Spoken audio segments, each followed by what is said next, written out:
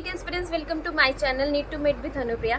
आज मैं आप लोगों को ये बताने जा रही हूँ कि मैंने फिजिक्स पे कैसे कमांड किया और आप लोगों को फिजिक्स कैसे पढ़ना चाहिए और एक दिन में कितना क्वेश्चन प्रैक्टिस करना चाहिए। तो मैं एमआर सर की प्योरली स्टूडेंट हूँ। मैं एमआर सर के अलावा किसी और टीचर से नहीं पढ़ी। मुझे जो भी फिजिक्स आते हैं due to the MR sir की वजह से आते हैं। और एमआर सर के पढ़ने से पहले मुझे फिजिक्स का कुछ नहीं आता था। लाइक श्योरली मुझे काइनेमैटिक्स कुछ समझ ही में नहीं आता था, कुछ उसका सीन ही नहीं समझ में आता था कि कब कैसे क्या लग जाता है। जब से मैंने एमआर सर से पढ़ा है तो मुझे मतलब सारे चैप्टर में बहुत अच्छा कॉन्फिडेंस आया था और मुझे बहुत अच्छा लगता था। लाइक वो कॉन्सेप्चुअलाइज जिस तरीके से समझा के पढ़ा है मुझे, वो मतलब एक क्रिस्टल क्लियर जब दिमाग में छप जाता था। और वो जो डेरिवेशन, और मैं क्या करती थी कि मैं फॉर्मूला याद नहीं करती थी, मैं क्या करती थी फॉर्मूला को ना ड्राइव करके याद करती थी। जिससे ये होता था कि अगर मैं इनकेस कभी भी फॉर्मूला भूल जाऊँ तो मुझे डेरिवेशन याद करके मैं उस फॉर्मूला को जल्दी से बना लेती थी। तो मुझे ज़्यादा टाइम नहीं लगता था उसको डिराइव करने में, ऐसा हो गया था। और मैं एमआर सर के नोट्स पे बहुत अच्छे से कमांड कर ली थी। और मैं शॉर्ट नोट्स के लिए मेरी जो एमआर सर का मैं उसे फॉलो की थी। और मैं पर्सनली कोई शॉर्ट नोट्स नहीं बनाई थी, फॉर्मूला सीट बनाई थी। तो आप लोग फॉर्मूला सीट बना सकते हैं क्योंकि आपको फॉर्मूला टिप्स पे होना चाहिए, क्योंकि नीट में इतना टाइम नहीं है कि आप लोग फॉर्मूला ड्राइव करो और उसको बनाओ। हाँ, इनकेस भूल जाते हो, अगर आपको लास्ट में टाइम बचता है तो उसके लिए ये सब चीज़ें हैं। तो आपको टिप्स पे होना चाहिए। तो यू जस्ट बी सारे फॉर्मूला से आप लोग नोन रहो। और सबसे पहले तो फिजिक्स को मतलब किसी भी सब्जेक्ट को स्टार्ट मत कीजिए। आपको पहले 3 कैटेगरी में डिवाइड कर लेना है, मीडियम, इजी, टफ। तो इजी के लिए जस्ट आप लोग थोड़ा सा नोट्स पढ़ लीजिए, जस्ट ऐसे ही रैंडम, क्योंकि वो आपका अच्छा चैप्टर है। तो जस्ट उसके बाद और जब वो क्वेश्चन प्रैक्टिस करने जाएंगे तो आपसे वो क्वेश्चन बनेगा, तो पहले वो क्लासीफाई कर लीजिए। तो वो यूं बनेगा, वो तुरंत खत्म हो जाएगा आपका चैप्टर। फिर मीडियम में आते हैं तो मीडियम आप लोग ये कर सकते हो, वन शॉट देख के या फिर थोड़ा सा नोट्स रिवाइज करके आप लोग क्वेश्चन प्रैक्टिस में जा सकते हो।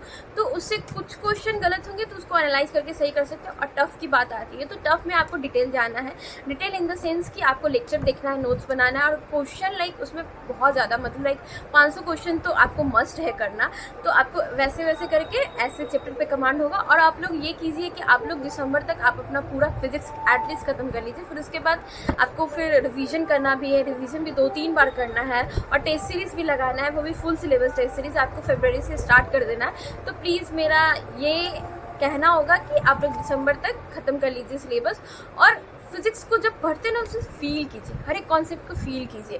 जब फील कीजिएगा ना तो आपको फिजिक्स बहुत अच्छा लगेगा। मतलब मुझे पर्सनली फिजिक्स, बायोलॉजी और केमिस्ट्री से बायोलॉजी के बाद मैं फिजिक्स को प्रायोरिटी देती थी। और मैं टेस्ट सीरीज में भी आप लोगों को बता दूं तो मैं फिजिक्स को पहले अटेम्प्ट करती थी, फिर बायो को, फिर केमिस्ट्री को, क्योंकि मुझे लगता था कि अगर मैं फिजिक्स को पहले अटेम्प्ट करके हटा दी, मतलब जो इजी क्वेश्चन है उसको हटा दी, तो थोड़ा कॉन्फिडेंस आता था मुझे। तो फिर मैं बायोलॉजी को अच्छे से कर पाती थी। फिर उसके बाद केमिस्ट्री, मेरा केमिस्ट्री थोड़ा वीक था as comparative to physics and bio.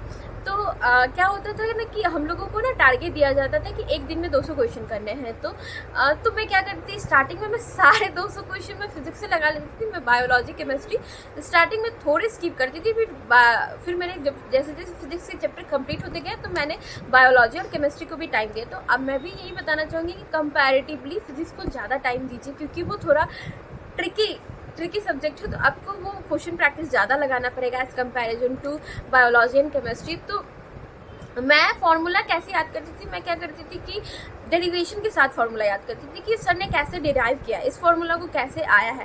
तो मैं डेरिवेशन भी याद करती थी और साथ में फार्मूला भी याद करती थी, जिससे मुझे ये बेनिफिट होता था कि अगर मैं इन केस कभी भी भूल गई, मतलब मुझे ज़्यादा बर्डन नहीं होता था कि मुझे याद ही करना है सब कुछ। मुझे एक इनहेरेंट हो जाता था, जैसे जैसे मैं बनाती थी ना तो मुझे दिमाग में वो सब छप गया था कि हाँ ये फार्मूला ऐसे आता। तो लास्ट का रिजल्ट भी मुझे याद रह जाता था। तो मैं शॉर्ट नोट्स तो नहीं बनाई थी, मैं डीसी फॉलो की थी। तो आप लोग फार्मूला सीट बना सकते हो। और मैं ये बताना चाहूँगी कि जो वर्क एनर्जी थ्योरम है एंड कंजर्वेशन ऑफ मोमेंटम है और कंजर्वेशन ऑफ मैकेनिकल एनर्जी, इन तीनों टॉपिक्स को बहुत अच्छे से कमांड कर लीजिए, क्योंकि इन तीनों टॉपिक्स हर एक चैप्टर में यूज होते हैं। और आती है कॉन्सेप्चुअल चैप्टर की बात, मतलब लाइक थ्योरेटिकल चैप्टर की बात, जैसे हो गया modern physics and all that. तो आप लोग उसको एनसीईआरटी जरूर रीड कीजिए। एनसीईआरटी का क्वेश्चन जो इंडेक्स क्वेश्चन है वो सब थोड़ा ट्राई कीजिए बनाने का, क्योंकि वो सब डायरेक्ट नीट के पेपर में आ जाते हैं। तो आप लोग वो सब कीजिए। और क्वेश्चन प्रैक्टिस कैसे कीजिए, क्वेश्चन प्रैक्टिस आप लोग 45 क्वेश्चन आपको लगाना ही है, 1 घंटे टाइमर फिक्स करके क्वेश्चन प्रैक्टिस कीजिए। फिर उसके बाद आपको क्लासीफाई करना है। जैसे आपको 3 टाइप के क्वेश्चन, पहले क्वेश्चन बना लीजिए टाइमर सेट करके, फिर आपको मिलाना है। तो मिलाने के बाद आपको 3 टाइप के क्वेश्चन मिलेंगे, टफ, टफ मिलेंगे, कन्फ्यूजन एंड ईजी, मतलब थोड़ा एक रॉन्ग मिलेंगे, जो कि आपका कैलकुलेशन मिस्टेक होगा या फिर कॉन्सेप्चुअल मिस्टेक होगा, और कन्फ्यूजन लाइक आपने सिली मिस्टेक कर दिया है, तो पहले उन दोनों को एनालिसिस कर लीजिए। उन दोनों को एनालिसिस करना बहुत ज़रूरी है, क्योंकि वो क्वेश्चन आते थे, फिर भी आपने उसको गलती की। और टफ क्वेश्चन के लिए आप लोग थोड़ा देख लीजिए कहाँ से सर्च करना है, वैसे करके। और जैसे मान लीजिए आप लोग 45 क्वेश्चन, मान लीजिए 10-20 क्वेश्चन भी गलत हुए हैं, तो आपको नेक्स्ट जब रिवीजन करोगे चैप्टर को, तो वही 10-20 क्वेश्चन को करना है। ये नहीं कि सारे क्वेश्चन को कर रहे हो। ईजी क्वेश्चन तो उस समय अभी भी बन गए, तो उस समय भी बन ही जाएंगे। तो जो डोंट पैनिक फॉर दैट, आपको सुपर टफ क्वेश्चन नहीं करना है, जस्ट डुएबल क्वेश्चन करना है। तो अब आती है नीट बुक लिस्ट की बात। तो नीट बुक लिस्ट में मैं तो फॉलो की थी एमआर सर का नोट्स। मेरे जो ये इंस्टीट्यूट का मॉड्यूल है, गोल का मॉड्यूल मैंने फॉलो किया था, और प्रीवियस ईयर क्वेश्चन, मैंने बस इतना ही रिसोर्स फॉलो किया था, मेरे लिए इतना सफिशिएंट था। और टेस्ट में बहुत सारे कि गोल में बहुत सारे टेस्ट लिए जाते, तो उससे मेरे बहुत अच्छे क्वेश्चन प्रैक्टिस हो गए थे। तो आप लोग क्या कर सकते हो अभी कि एमआर सर से पढ़ते तो एमआर सर का नोट्स कीजिए, प्रीवियस ईयर क्वेश्चन कीजिए, जेईई मेंस का प्रीवियस ईयर क्वेश्चन कीजिए, इतना कंपलसरी है। इसके साथ में अगर आप एडिशनल करना चाहते हो, आप अगर अपने प्रिपरेशन को एक्स्ट्रा एज देना चाहते हो, तो आप लोग डीसी पांडे जेईई मेंस का कर लीजिए। और फिर उसके बाद अगर एचसी वर्मा करना चाहते हो तो कर लीजिए, क्योंकि उसका ऑब्जेक्टिव 1 ऑब्जेक्टिव 2 थोड़ा वो आता है, वो सब कॉन्सेप्ट आपको वो सब कॉन्सेप्ट सिखा देगा, जिससे आपको नीट के एग्जाम में बहुत सारे हेल्प हो जाएंगे। मैंने भी किया था 11 में एचसी वर्मा, मैंने ट्राई किया, तो वो भी क्वेश्चन बहुत अच्छे होते हैं, बहुत कॉन्सेप्चुअल होते हैं।